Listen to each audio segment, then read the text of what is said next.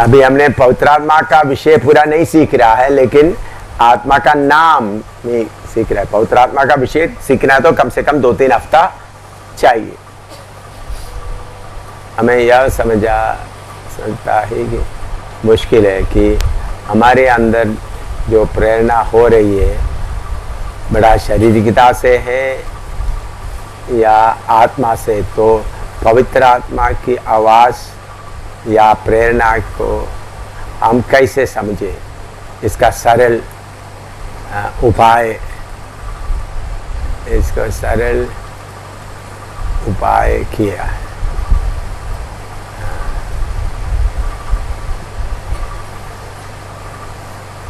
पर पवित्र आत्मा का प्रेरणा और आपका शारीरिकता का प्रेरणा, ये समस्या सबको है।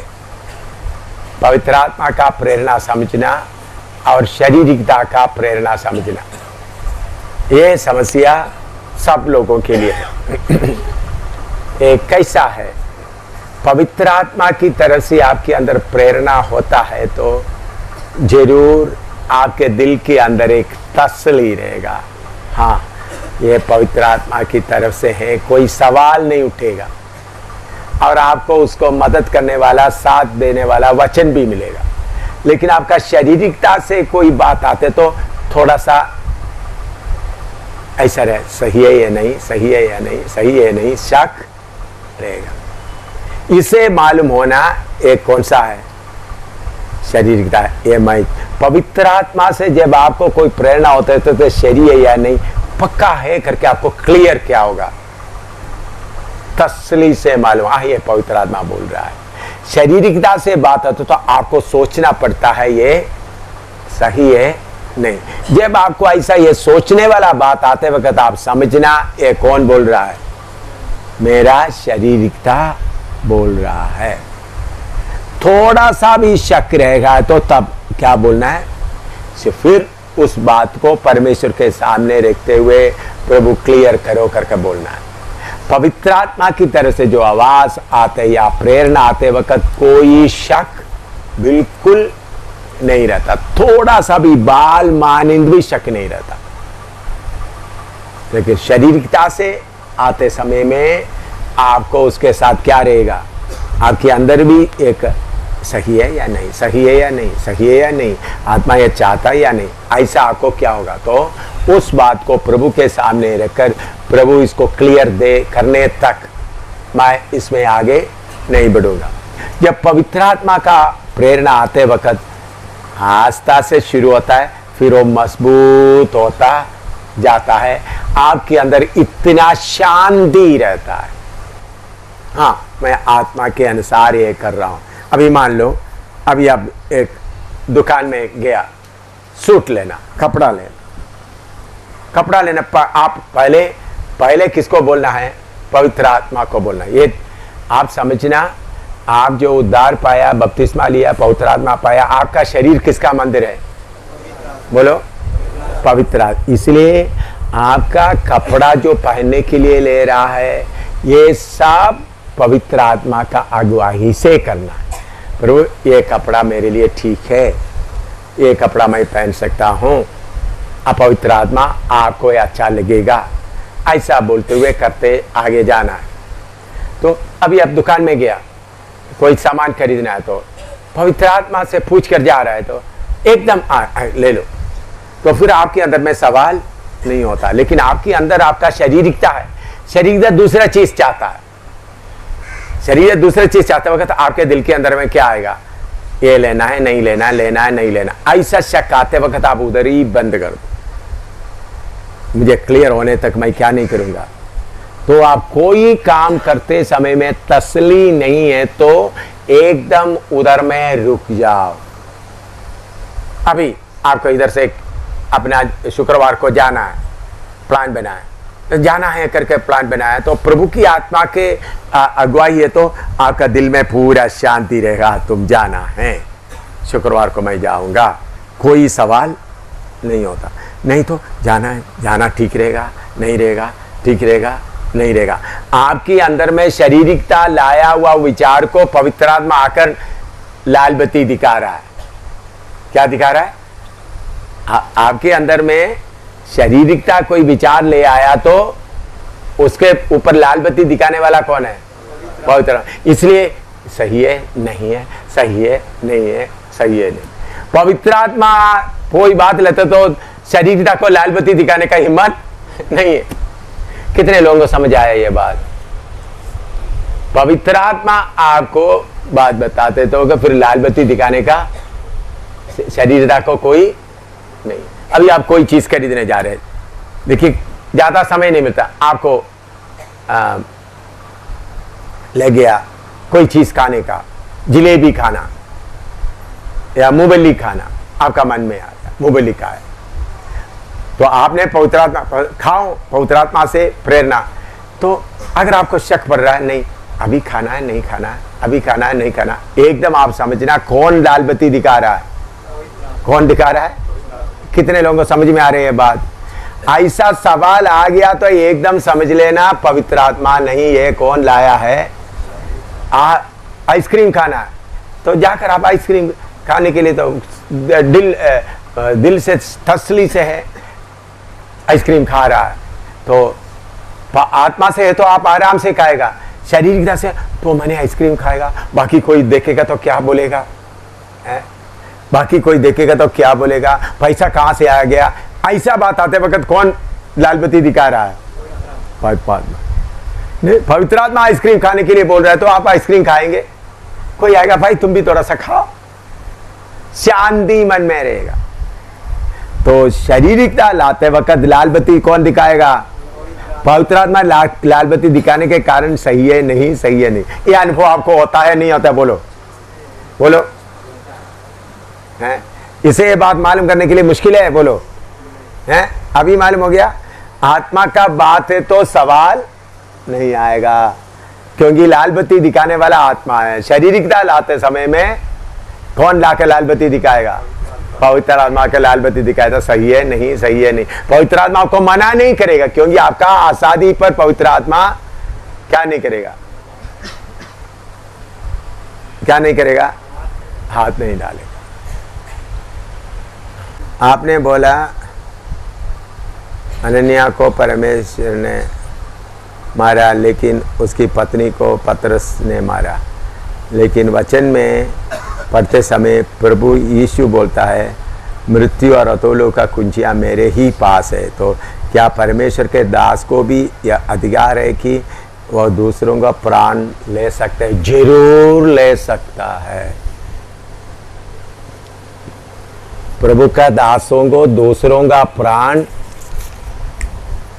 ले सकता है, अधिकार है। प्रभु का दासों को जिंदा करने का अधिकार है, तो मरने का भी, मौत देने का भी अधिकार है। एक सेकंड में प्रभु के दास के मुंह से निकला प्रभु इसको बुला लो, फिर एक सेकंड भी वो पृथ्वी में नहीं रहेगा, याद रखना। लेकिन प्रभु का दास लोग ऐसा हमेशा नहीं करेगा, लेकिन प्रभु की आत्मा में होकर बोल दिया बस बुला लो, गया काम भाई। याद रखना जिंदा करने का भी अधिकार है और प्राण देने का भी, भेजने का भी अधिकार है। मौत का अतोलोक का कुंजी देकर हमको भेजा है। हम बोल सकते हैं सरकार, ये पुलिस तुम ज्यादा देर नहीं रहेगा, या आपको मारने वाला, लेकिन हम दुश्मनों को क्या करता है? प्यार करता है, आशीष देता है। लेकिन पवित्र आत्मा बोलता है समय, इनका समय हो गया, आपका मुंह से निकल गया तो फिर वो जिंदा नहीं रहेगा। कितना केड़ा, कितना बड़ा बड़ा अस्पताल में ले जाएगा तो भी क्या नहीं होगा? जिंदा नहीं रहेगा। इसके लिए कोई शक नहीं रहना, कोई चेक नहीं करना, ठीक है? इसके लिए कोई शक नहीं करना, कोई चेक करने जाएगा तो फिर आप बाद में पृथ्वी में नहीं रहेगा। डर से रहना। मौत का अधिकार भी प्रभु ने किसको दिया?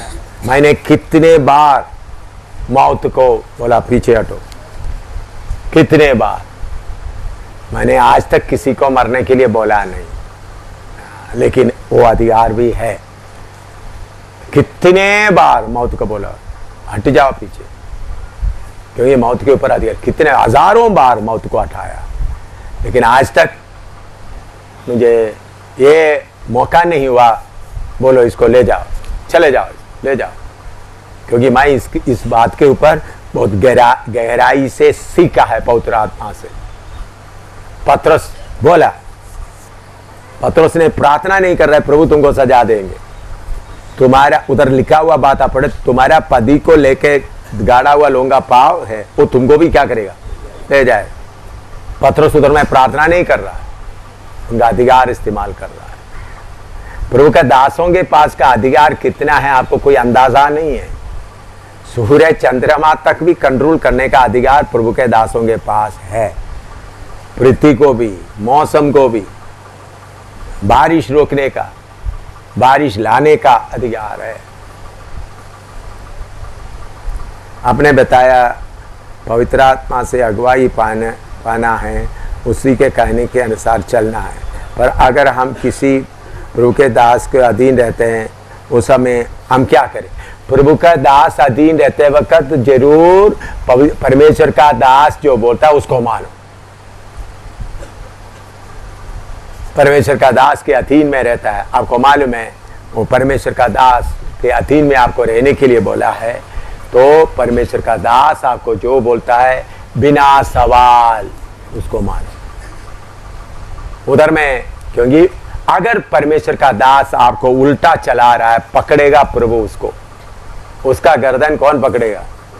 परमेश्वर पकड़ेगा, उसका गर्दन अच्छी तरह पकड़ेगा, क्योंकि प्रभु आपका बात को देख रहा है। आपको आपसे सवाल नहीं पूछा जाएगा। प्रभु का दास आपको क्लियर बोल रहा है इधर जाओ, तो जरूर हाँ मैं जा रहा हूं एकदम, तो वो प्रभु का दास अपना मनमर्जी से कर रहा है, पकड़ेगा किसको? प्रभु का दास का गर्दन प्रभु पकड़ेगा।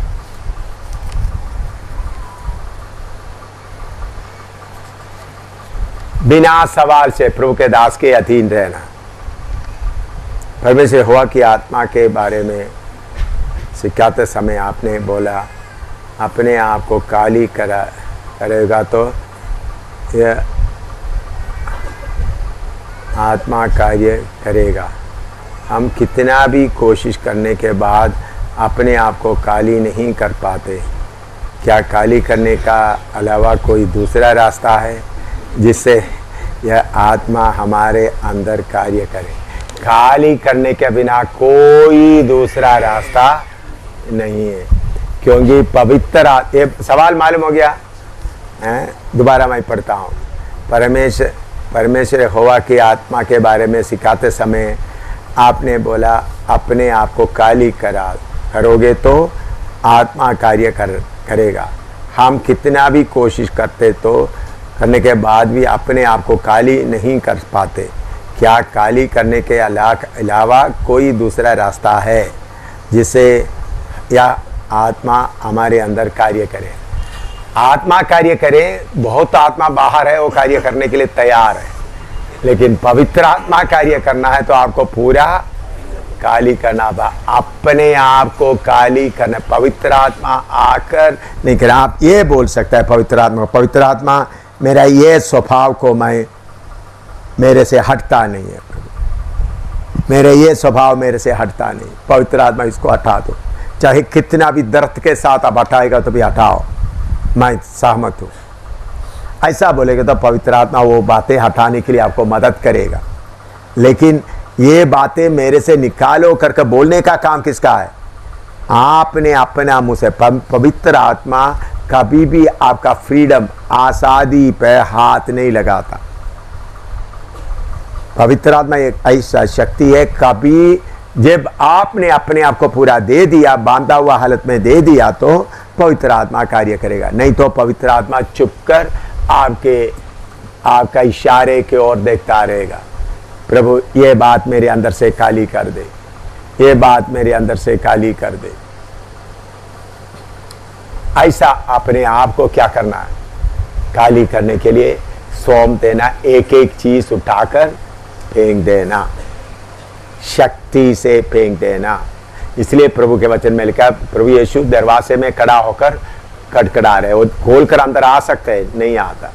इसलिए प्रभु यीशु अपना क्रूस को रोज अपने आप उठा ले, एक एक व्यक्ति क्रूस को अपने आप उठा ले। प्रभु जबरदस्ती आपके कंधे पर क्रूस नहीं रख रहा है। तो हम प्रभु के सामने अपने आप को सौंपते हुए प्रार्थना करेगा तो प्रभु आत्मा कार्य करेगा। प्रभु की आत्मा को गुमराह करने के लिए हम कोशिश करेगा तो काम नहीं होगा।